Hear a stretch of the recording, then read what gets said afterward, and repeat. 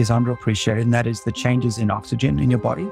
And depending on how you do it, you can either have higher levels of oxygen, which will ramp up your cells, give them more energy, and your neurons will fire strongly. Or in fact, you can even, by holding your breath, have a burst of what we call hypoxia, which is also can be very beneficial for cells.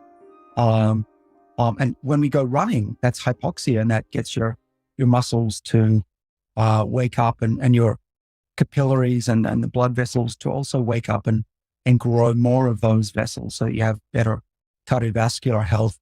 Often it's confusing for people. Should I have less oxygen, or should I do hyperbaric or increased oxygen? Which is the right one?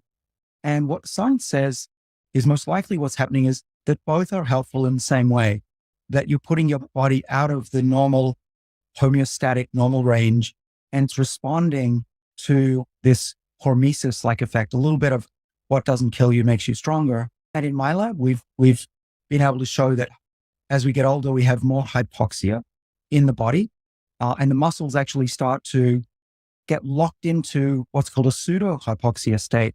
They actually think that they're starved for oxygen when they're not really, and that downregulates their energy production through their mitochondria.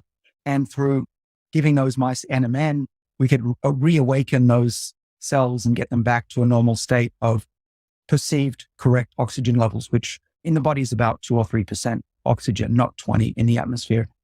And really what I think is going on is when you do this breath work or exercise or hyperbaric oxygen, is you're stressing the system and getting it to reset back to a more normal level.